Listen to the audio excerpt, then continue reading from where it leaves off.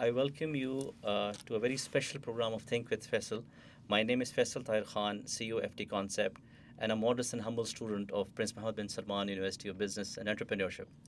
And we recently started a new series of entrepreneurship and leadership dialogue, where the purpose of this dialogue is to develop a discussion session what type of great leaders are needed in 21st century to solve the great problems and create the great opportunities in Saudi Arabia and abroad. In this series, we are very fortunate and lucky. Thank you, Professor Dean Zeger, for your time and giving us your wisdom on this topic. So in this series, you are our first guest, and we are very lucky to this. And we would like to start this program by your kind self, by introducing yourself, a glimpse into your childhood, your background, and I'm sure, as Nietzsche famously said, a man is a product of his experience.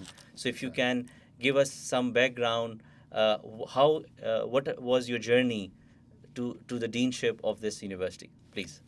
Thank you, Faisal. Let me first congratulate you on with your commendable initiative to have this leadership series. Leadership is an important topic, and certainly in Saudi Arabia, we need leaders at all levels of society. So I'm Zeger Degraeve, and I've just finished my 4th year as Dean of the Crown Prince's Business School, Prince Mohammed bin Salman College. Right? We're a small business school, right? We're about an hour and a half north of Jeddah in a new city, King Abdullah Economic City. We're small, but that's our nature because we aim to be world class, excellent. We aim to be an elite school. And the school is made of people. There's only one way to become world class. It's to be highly selective on who we have in our community. And that goes from our students, through our professional staff, through our faculty. Everybody is carefully selected to be a member of our community. I'm a Belgian national, right? And so I got to the Middle East. So there's quite a bit of history, but let's think about Belgium. Let's think about my country, right? It's a small country, and particularly in contrast to Saudi Arabia, it's not a very resourceful country. The whole most unique resources that the country has are its people. And actually through that, education has become very important. So we have excellent education in my country, in Belgium. Also excellent healthcare, for instance. So everything linked to people development is absolutely outstanding in my country. And I think I'm a bit a product of that in many ways. So education was important for my family, well, my parents, right? My mom is a school teacher. Right, she was interested in education very much, right? And well, my father, he's a businessman. My father is a banker. And so particularly he would do assessments for credit for companies, right? So very much a commercial banker. And in the end, I think I'm a bit of both, right? As a dean, I have been a teacher. I'm an academic. I've done research in business, right? So that's why my teaching academic background. But as a dean, you're also a businessman. In the end, you've got to pay the salaries, you've got to pay the bills, and so I run a business, the business of Prince Mohammed bin Salman College. So we will start with a very basic question: that in your view, what is leadership? Yeah, and so there's libraries written on leadership, right? So then there's good monographs and good research on leadership. But essentially, leaders do two things fundamentally. I mean, there's lots of leadership on how do you motivate and inspire. But at the conceptual level, two things are important, right? Leaders think. There are lots of people who think, right? So it can't stop there. Leaders also execute. And so leadership is thinking and then doing. All right. So what do they think about? Essentially, in business or in society, right, leaders think about what is valuable or what are new value opportunities. And right, I mean, money is a proxy for value, but what are things that in essence improve the quality of our lives? That's valuable. People will recognize, that makes my life easier. I have products or processes or services that make my life easier. I recognize that's valuable, and all right, I want to purchase them. Right? So that's then the financial transaction.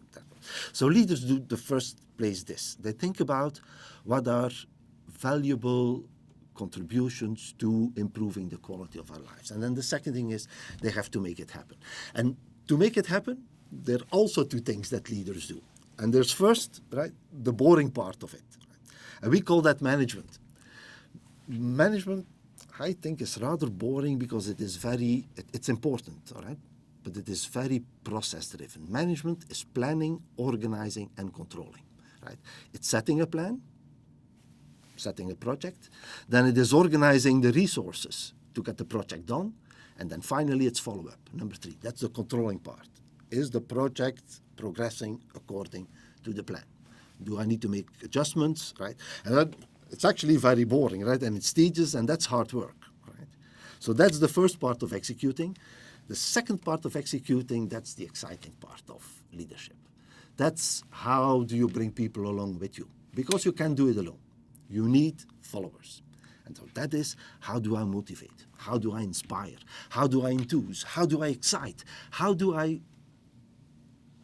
encourage people to actually execute those things I thought in the first place are valuable opportunities?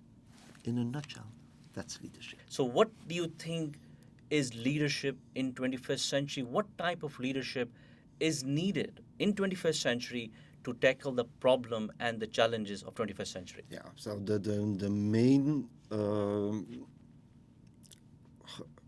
characteristic of the 21st century is global. We are very much an interconnected world now. And so, all right, you prepare for this, right? So effective leadership will be a leadership within a global context. Now, for our organizations, what does that mean, right? It certainly is competition, which is at a global scale. And then for organizations to be able to effectively compete on a global scale, you need to be locally very strong. So the first and foremost requirement for leadership in the 21st century is to be strong in your home market first. Right? And then from that basis of strength, right, you build a background to become globally relevant. And that's essentially, if I can give an example, right? So what we're doing with my school, to give an example, we are trying to build world-class here at home in the first place, right? To in the next phase then start competing on a global scale. And it's essentially in schools, it's about jobs. People go to schools to have better futures. And so to have access to better employment opportunities. And then you see that people go to those schools that will give them access to those best employment opportunities. And so people are very, very flexible. Yeah. And they will go to the US. There are good schools in the US. They will go to Europe. They'll go to Asia. They can go to Australia. They go everywhere in the world. Right? For the Middle East, to attract global talent, it needs to have strong and world-class quality at home in the first place. So that's what we're creating at MBS College. Right? And through that, our strong global presence, we will become a regional and then a global player in education as well. So what do you think, what type of leadership or leaders of the future have to be to make sure that the whole country moves forward and collectively achieve Vision 2030? All right. Let me first say, right, that for a foreigner, an expat, to be in this country at this time, I feel absolutely privileged to be here, and then actually have been invited to contribute my little part to the realization of Vision 2030. Vision 2030 is absolutely visionary. It is just unbelievably amazing what is happening in the Kingdom of Saudi Arabia today. And if I can add a personal note, I urge the rest of the world to take their heads out of the sand and start carefully looking at what's happening here in the kingdom, or they're going to miss it. Okay, and I mean that. Right?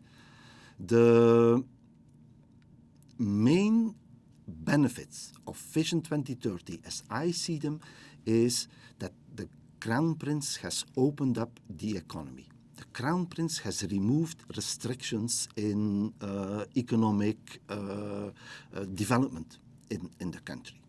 And then if you link it to leadership, by the way, right, if you ask me for a good example of a leader, I think your Crown Prince at this moment is one of the strongest global leaders that you can see. And it's a good example for anyone in the kingdom to have a close look at.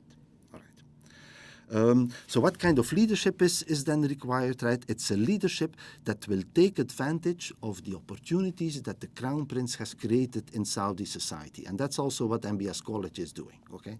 We are successful. We have grown over 4 years of my deanship from 50 students to 900 students on campus right now, right? On an annual basis. We have 900 fee-paying students. We've grown more than by a factor of 10, right? It's almost 20 that we have grown, all right?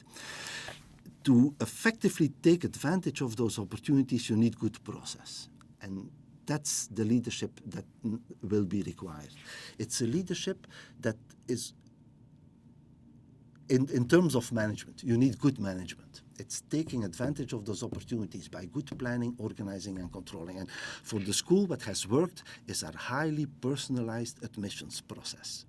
It's talking to our applicants. It's working with our applicants throughout the admissions process. It's creating programs that they can attend while they're employed. It's by having gone to where the market is also. The school is teaching 80% of its programs in Riyadh. The opportunities are there. Society, Saudi society is energized. But the leadership will have to do good process to reap the benefits of that energy, of that opening up of the economy. What do you think, what are the key skill set or qualities of a great entrepreneur? Entrepreneurs and entrepreneurship is tough. Entrepreneurs are facing challenges constantly, okay? And so let me give an example of what are the key qualities that entrepreneurs need, right? First and foremost, it's resilience, you know. And so you need to be strong enough. And then you can do two things, right? When you're faced with challenges, right, you can either, well, and we all do, right? So leaders do as well, right? We get upset. We can freak out. Yes. And look, it happens, all right? And that's a natural reaction, right? The next step is, though, take a step back and say, hey, what can I do to get out of this? And that's the next step. So once you calm down, right, you're saying, look, okay, I'm faced with a significant challenge, right? How do we tackle it? I'll give the example for our school, for Prince Mohammed bin Salman College. We are in Cake, right? Cake is a new city. Developing cities takes time. We're in the middle of the desert, right? And we're close to Jeddah, right? And it's good. I mean, it's a strategic location in the world. You can go anywhere from Jeddah in direct flights. But we're in the middle of the desert. That's the reality. And to build a city in the middle of the desert, that doesn't happen overnight. But I have a 5-year contract. I cannot wait overnight. I need to build a school. And faced with that challenge, being in the middle of the desert, right, where people are not yet here.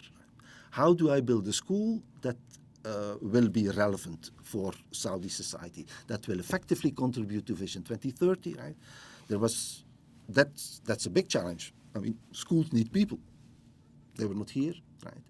So we discussed with the faculty, right, and our professional staff, and we went to Riyadh. Riyadh is the heart of the kingdom, the center of business, the capital city of the kingdom, right? And now over 80% of our teaching is in Riyadh, and that has been the major reason behind the growth of the school. My next question is, as in leaders, definite time face tough situation, tough times. There are tides that they have to manage. So yes, you have captured resilience is a keyword, but do you Yeah. think you want to add something? How leaders manage tough times? Well, then you need to organize again for it, right? Often in tough times provide the basis to come out of it.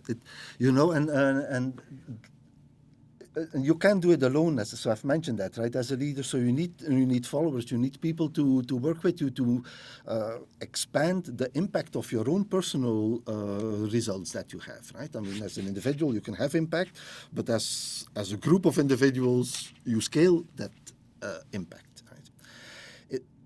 Sometimes there's nothing as good as a good challenge, Yeah. because when we were sitting with our colleagues together around the table, and that's both faculty and professional staff, we're saying, look, I mean, a school, we teach students. Where are the students? In the middle of the desert, there are no students. Of course, it is a big effort from our faculty and our professional staff to jump in a plane, fly to Riyadh, stay overnight in Riyadh, leave their families for 4 days when they do the teaching modules, right, the modular format of the program, which has also helped for the school to be successful. They are away from their families. Our professional staff are away from their families. They work for 4 days, full on. It's almost 24/7, and then they fly back again. For everyone in the school, that was that and continues to be a big effort. But through facing the challenge of the students are not here, so what is it? Do we close the door, or do we build, grow, expand, right? And if we make the second choice, right, then it was a good motivation to do the extra effort as well and go the extra mile, which we did. Yes. So I would like you to shed some light on this, how to make impossible possible, whether it's project, whether it's a vision, or anything else. Thank you. Yeah. That's as you rightfully say, right? The key word is imagination, right? You have almost imagine the impossible, but then doing it as well. So it's not enough, but it starts indeed with that, right? And so it starts with the vision. But I will honestly say, right, there are lots of people who can. We all dream, all right? We all dream, and so there are lots of people who can have visions and imagination, all right? The hard part is realizing it, is doing it then as well. But the condition is that you need the vision in the first place, right? So you need to dream, and then you dream something that's worthwhile, because then to realize a vision, right, other people need to buy into it and see that it is something worthwhile. And I can bring it back to my business, right, in education, right? There are people who are sensitive to the value proposition of education and want to contribute to the value proposition of education. So by the mission of an education institution, you already have a source of motivation for many people. Right? And then the next step is how you work with them to realize that mission of education. But imagination is the first word. But then doing it. And I would say that there are lots of people who know what to do or who dream what to do, but there are very few who do it. I think that's where the rare talent and skills is. And then it links again through execution, right? Process, management, right? The boring part of it, but there's an exciting part in motivating as well. Excellent. So you have to make things happen, as you rightly mentioned. Now we will talk about the ecosystem, as we said. I'm sure we all have realized Saudi Arabia, at the moment, we are growing on unprecedented growth and the prosperity that we see around us. And definitely to take these vision, take these projects forward, we need great future leaders at all levels. So what is your advice or your suggestion to the future leaders of Saudi Arabia in all the spectrum? Thank you. Right. And so here I'd like to focus on how do you bring people along with you, okay? Because, yes, right, so I've mentioned you need leadership. So, I mean, leadership, or you can get formal leadership, right? I have formal leadership because I'm the director, I'm the CEO, I'm the dean of the school.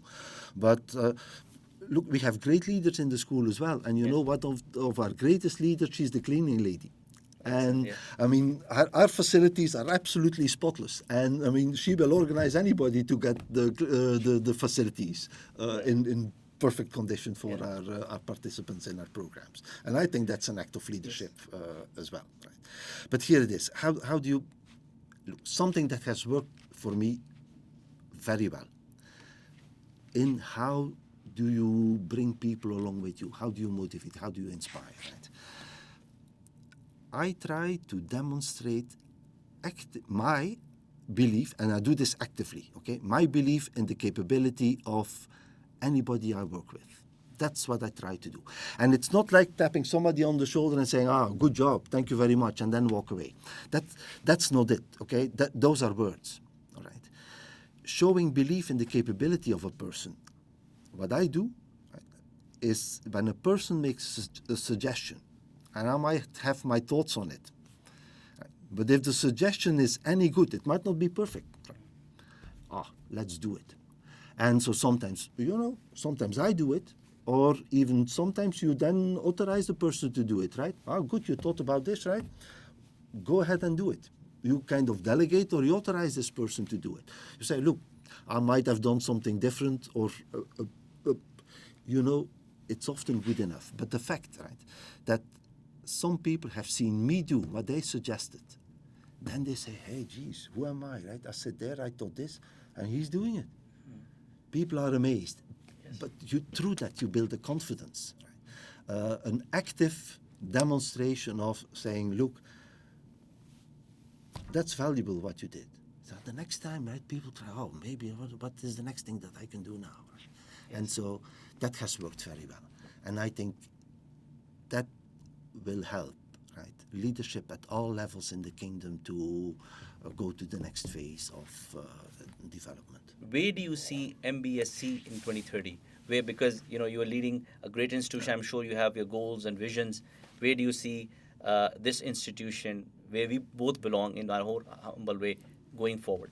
Yeah, and again, right, so you mentioned competing schools in the US and everywhere else in the world, right? And there's nothing wrong with those schools, right? But the point is, right, that evolution and development is happening right here, right now, in the kingdom and in the Middle East, right?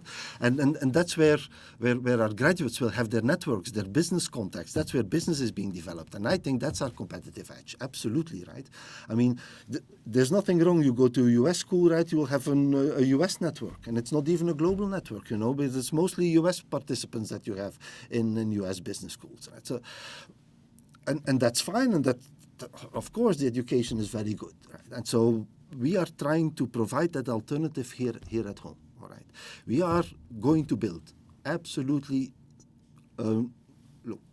world-class business school here in the kingdom. Can I say Harvard Business School in the Middle East, right? That is our objective. And what is the vision for the school? It is that one, okay? It is absolutely be a world-class and among those elite institutions in the world. And I use the word elite very deliberately, right? By elite, I mean it's like an athlete. You're a marathon runner, right? You run for 15 years before you run a marathon. And then you run in the Olympics and you get the gold medal. It's through your hard work, through perseverance, through tenacity, through your realizations that you become exceptional. That's elite. You become outstanding through achievement. So what I see for the school, I see two schools. We will have a graduate school in Riyadh, and we will have a small, exclusive, right, highly selective undergraduate program here in King Abdullah Economic City. Right. It's a fantastic location for a campus to create a campus experience here at the border of the Red Sea. People will want to be here. Students will want to study here, right? There's the beach. There's all the facilities of a new, vibrant city that we are building, right? So a U.S. campus experience we'll create here, but for our graduate programs, for our executive education, our corporate programs, we need to be in the center of business, and we will be in Riyadh. Right? That will provide us that's the necessary, right? So all the means to get there. And we will continue to be highly selective in terms of faculty who we will hire, in terms of professional staff who will lead the institution, right? In the hope that in the next phase of the school, right, we become one of the global top 100 business schools in the world. So there is the famous Financial Times ranking of the top 100 business schools in the world, right? This country is smart enough, right? I mean, intelligence is a normal distribution everywhere else in the world. This country has it in spades, right? Lots of young people. This country is smart enough, right? This country is connected enough. It is at the strategic location in the world, right? This, as I mentioned, right, direct flights to anywhere else, any other big city in the world, right? So connected enough, and certainly this region is rich enough to also have a global business school. We have them everywhere else in the world. We don't have them yet in the Middle East. That's our ambition with Prince Mohammed bin Salman College. Thank you very much. I think you really enlighten us, and it gave me more motivation that moving forward, I can tell my kids and grandkids I was a graduate of MBSC University. It will be a great honor for me in that. I think thank you very much for giving us a detailed analysis on leadership and entrepreneurship, and we are very fortunate to start this series of leadership and entrepreneurship with your first interview. And from on my behalf and on behalf of all students, I wish the institution great luck and best wishes, and we all hope we all rise and shine together. Once again, thank you for your time. Thank you, Faisal. But I'd like to conclude by saying, right, that as a dean, there's nothing more rewarding about the job than having alumni like yourselves, all right? My pleasure. It's my privilege.